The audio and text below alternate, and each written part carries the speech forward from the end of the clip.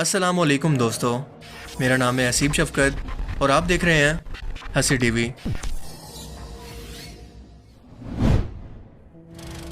हाल ही में एक मशहूर इंडियन सिंगर नेहा कक्कड़ ने अपना एक गाना रिलीज़ किया जिसका नाम है बैलेंसियागा।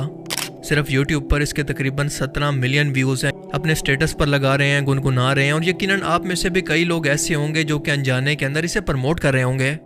लेकिन क्या आप जानते हैं कि इस लफ्ज़ बैलेंसियागा का मतलब क्या है? जब आप ये अल्फाज बोलते हैं तो इस बात का इकरार कर रहे होते हैं कि बाल मेरा खुदा है या बाल बादशाह है। ये लैटिन वर्ड्स हैं। अभी गूगल ट्रांसलेट पर जाएं और इसका मतलब इंग्लिश के अंदर सर्च करें तो सारी हकीकत आपके सामने आ जाएगी। जितनी बार आप इस लफ्ज़ को बोलेंगे हर बार कुफरिया कलमात बोल रहे होंगे। और बाल हज़ारों साल पुराना एक बुत था जिसकी मुख्तलिफ कौमें टाइम टू टाइम खुदा की तरह इबादत किया करती थी और इसी वजह से इन कौमों पर अल्लाह का अजाब भी नाजिल हुआ। और अल्लाह ताला ने कुरान करीम में ख़ास तौर पर इस बुत का नाम लेकर जिक्र किया कि तुम लोग अल्लाह को छोड़कर इस बाल की इबादत करते हो। इस बाल की मुकम्मल तारीख पर हम वीडियो में आगे बात करेंगे, लेकिन इससे पहले आज के टाइम पर ज़रा गौर करें कि इस बाल मुजस्मे को, जिसका चेहरा एक भैंसे जैसा और जिस्म इंसानों के जैसा है, बुत परस्त कौमें इसकी इबादत करके अपने छोटे बच्चों की कुर्बानी इसके सामने पेश किया करती। यानी इसके सामने जिंदा बच्चे को या अपनी पहली औलाद की कुर्बानी करने के लिए उसको बाल के सामने आग के अंदर डाल देती ताकि ये इनसे खुश हो जाए। आज के टाइम में भी इस बाल मुजस्मे को और बैलेंसियागा के अल्फाज को इंतहाई चालाकी से जानबूझकर इतना प्रमोट किया जा रहा है कि आप अंदाजा लगाएं कि एक पूरा French world famous fashion brand इसके नाम पर मौजूद है। ये बच्चों के लिए भी बाकायदा ड्रेसेस, मसलन हुडीज और शूज वगैरह तैयार करता है।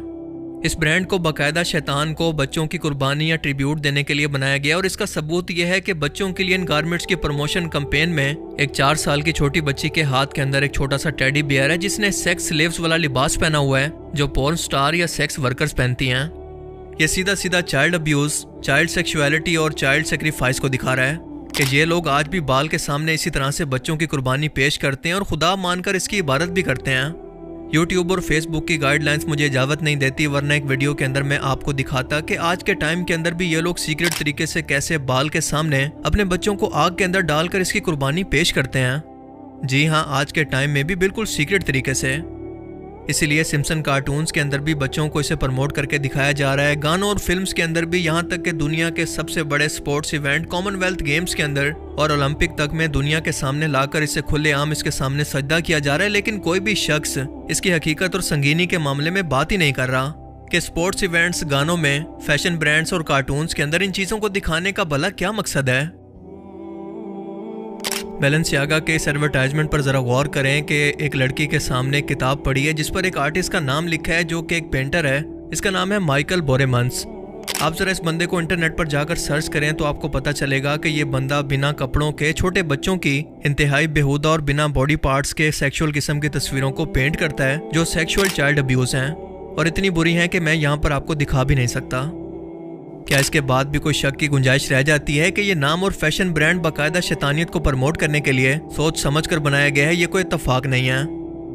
बनी इसराइल कौम को शैतान ने जिस मुजस्मा की इबादत पर लगा दिया था ये वही सोने का बना हुआ मुजस्मा था, यानी बाल। कुरान के मुताबिक सबसे पहले हज़रत इलियास अलैहिस्सलाम की मुशरिक कौम ने इसकी इबादत शुरू की। कुरान की सूरा अस-सफ़ात आयत 125 के अंदर इसका जिक्र मौजूद है और इसी में जिक्र करते हुए अल्लाह पाक फरमाता है कि तुम अल्लाह को छोड़कर इस बाल की इबादत करते हो। बाइबल के मुताबिक ये उर्दन के मशरिक के पास मौजूद इलाके गलीद के अंदर आबाद थे और यहाँ के लोग अपनी फसलों की जरखेज़ी, बारिश, जंग, मौसम और बच्चे पैदा करने की सलाहियत का जिम्मेदार इसी बाल खुदा को माना करते थे और इसीलिए इसके सामने कई नजराने और अपने पहले बच्चे की कुर्बानी तक पेश किया करते। ये सोने से बना एक बड़ा मुजस्मा था जिसकी हाइट 20 गज थी और इसे सबसे बड़ा खुदा माना जाता। आहिस्ता आहिस्ता जब अंबिया कराम अल्लाह की तालीमात देकर अपनी कौम को राह रास्त पर लाते तो इनकी वफात के कुछ ही अरसे के बाद ये कौम फिर से इसी गुमराही के अंदर पड़ जाती। यहाँ तक कि बनी इसराइल का ज़माना आ गया और इसी यहूदी कौम को भी अपने आबा व अजदाद से इस बाल की मोहब्बत विरसे के अंदर मिलती रही।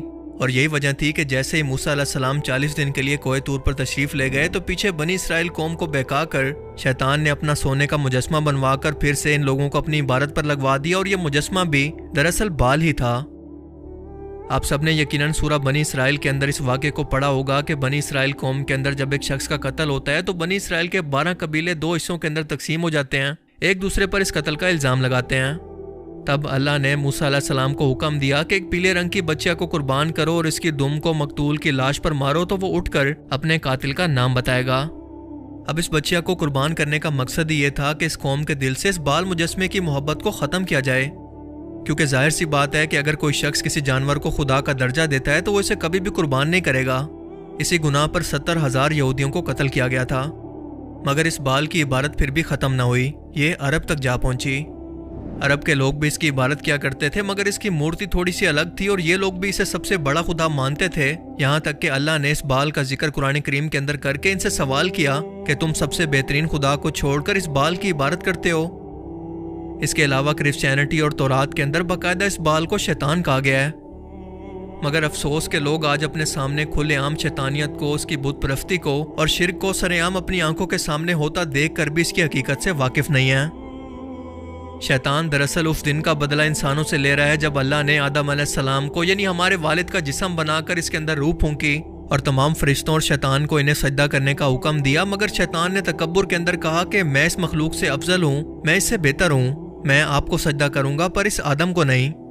इसी तकब्बुर पर इसे जलील करके बारगाह इलाही से निकाल दिया गया। सो अब इंसानों से अपनी इबादत और अपने सामने सजदा करवाकर वो इस बदले की आग को आखिरकार ठंडा करना चाहता है और क़यामत तक ये कोशिश ऐसे ही करता रहेगा।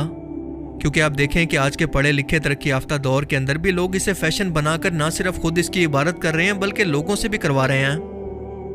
और जहाँ तक इन इंडियन सिंगर्स की बात है तो ऑनेस्टली मैं इन लोगों को इस काबिल नहीं समझता कि इन्हें ज़रा भी समझ हो दीन की तालीमात या शैतानियत से मुतल्लिक इन लोगों को कुछ भी इल्म हो। ये लोग बस वेस्ट के कल्चर से ऑब्सेस्ड लोग हैं, क्योंकि जब भी आप इनके इंटरव्यूज़ देखेंगे तो इनकी हिंदी ज़बान होने के बावजूद भी ये अपने हर इंटरव्यूज़ के अंदर, अपनी हर स्पीच के अंदर बस आपको अंग्रेज़ी बोलते नजर आएंगे।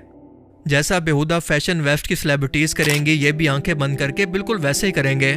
जो ब्रांड वो लोग पहनेंगे ये भी आंखें बंद करके बिल्कुल वैसा ही करेंगे। और जैसा शो, फिल्म्स, म्यूजिक वेस्ट के अंदर ट्रेंड होगा ये भी बिल्कुल वैसे ही करेंगे। वेस्ट का कोई सेलिब्रिटी अगर मक्खी मारकर अपने कपड़ों पर लगाएगा तो ये भी बिल्कुल वैसे ही करेंगे, क्योंकि ये लोग ज़हनी तौर पर खुद को उनसे कमतर समझते हैं। और दूसरा, इनके अंदर खुद की कोई क्रिएटिविटी नहीं है, ना ही इतनी सेंस है कि ये ऐसे सीरियस मामलात को जानबूझकर प्रमोट करें।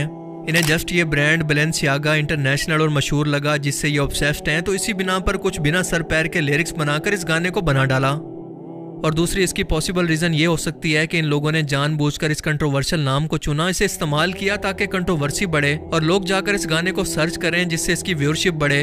और व्यूअरशिप बढ़ने का मतलब है पैसा और इनकी मार्केट वैल्यू का बढ़ना। ये इतने गैर जिम्मेदार हैं कि अपनी शोहरत और दौलत के पीछे अपने सुनने वालों और अपने फॉलो करने वालों का ईमान खराब कर रहे हैं। इनसे कुफरी अल्फाज बुलवा कर इन्हें शैतान की इबारत की दावत दे रहे हैं। आहिस्ता आहिस्ता ये बाल की इबारत का सिलसिला वेस्ट से क्योंकि पूरी दुनिया के अंदर फैल रहा है, तो सबसे पहले ऐसे बेवकूफ़ लोग इसे कबूल करके पूरी दुनिया के अंदर फैला रहे हैं। और दूसरी वजह कि जैसे मैंने पहले ऊपर बयान किया कि अंबिया कराम ने अल्लाह ताला की तालीमात को अपनी कौमों तक पहुँचाया, लेकिन उनकी वफ़ात के बाद उनकी कौमों ने इसको बदल दिया। बिल्कुल ऐसे ही वेस्ट के अंदर ईसा अलैहिस्सलाम के मानने वाले लोगों ने आज के टाइम में एक बार फिर से उनकी तालीमात को भुलाकर अपने लोगों को बाल की इबारत की तरफ पहले की कौमों की तरह लगाना शुरू कर दिया है। मगर आपकी जिम्मेदारी है कि अपने बच्चों को ऐसी शैतानियत के मुतालिक अवेयरनेस देकर ऐसी चीज़ों से जितना हो सके बचाएं। ऐसे गानों, फैशन ब्रांड और मूवीज़ का बाइकआउट करें ताकि पता चले कि जहाँ पर आंखें बंद करके अंधेरे के पीछे चलने वाले लोग मौजूद हैं, तो साथ साथ आंखें खोलकर रोशनी फैलाने वाले लोग आज भी दुनिया के अंदर जिंदा हैं।